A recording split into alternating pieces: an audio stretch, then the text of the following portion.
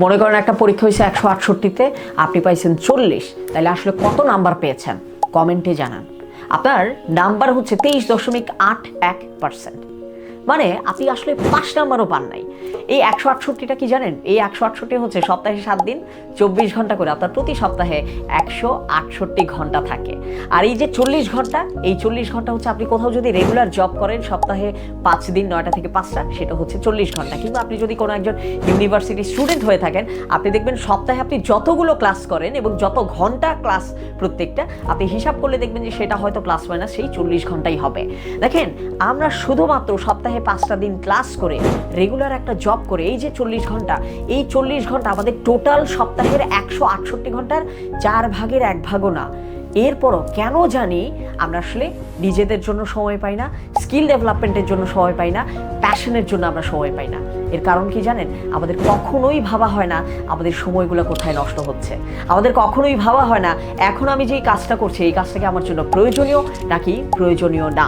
আর ঠিক এই কারণেই আমি আপনাকে বলবো, প্লিজ আপনি সপ্তাহে 7 দিন এই যে 24 ঘন্টা, এই 24 ঘন্টা হিসাব করে যে 168 ঘন্টা হয়, আপনার হেলদি লাইফস্টাইলের জন্য যতটুকু ঘুমানো প্রয়োজন সেটা বাদ দিয়ে, আপনার পরিবারের অন্যান্য ইম্পর্টেন্ট কাজের জন্য যতটুকু সময় প্রয়োজন সেটা বাদ দিয়ে বাকি যেই সময়টা রয়েছে সেই সময়টার উপরে প্লিজ আপনি একটা বেটার প্ল্যান করেন।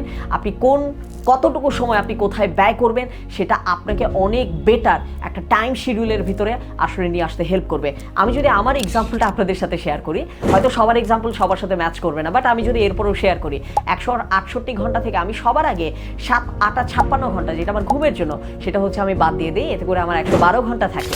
আপনি মনে করেন আমি যদি সপ্তাহে 5 দিন খুব রেগুলারলি কিছু ট্র্যাডিশনাল জায়গায় কিছু প্রতিষ্ঠানে আপনি যদি কাজ করেন, সেক্ষেত্রে আরও 40টা ঘন্টা আবার চলে যাচ্ছে। সেক্ষেত্রে ওই 112 থেকে যদি আমি 40 বাদ দিই, আমার হাতে থাকে 72 ঘন্টা। এই 72 ঘন্টার মধ্যে আমি ধরেই নেই আমি প্রতিদিন অন্তত 3 ঘন্টা আমি নিয়ম করে আমি প্রোক্রাস্টিনেট করব। সেক্ষেত্রে হয়তো 3 সাথে 21 ঘন্টা, রাউন্ড ফিগার হিসেবে আমি 20 ঘন্টা ধরে রাখলাম, তাহলে আমার হাতে সময় থাকে 50 থেকে 52 ঘন্টার মতো। এই 50 থেকে 52 ঘন্টার ভিতরে আমি অন্তত 30 ঘন্টা আমি চেষ্টা করি আমার নিজের প্যাশনের উপরে কাজ করতে।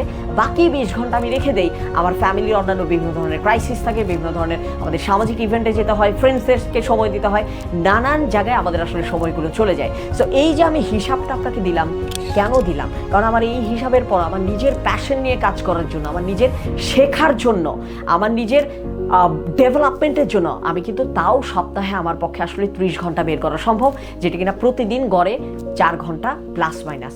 প্লিজ আপনার সপ্তাহের এই ঘন্টার প্ল্যানটা আপনি একটু করেন। আপনার নিজের ডেভেলপমেন্টের জন্য আপনি সপ্তাহে অন্তত 20 থেকে 30টা ঘন্টা রাখেন। আপনি যদি এই কাজটা করতে পারেন, 1টা বছর পরে আপনি নিজেই নিজেকে চিনতে পারবেন না।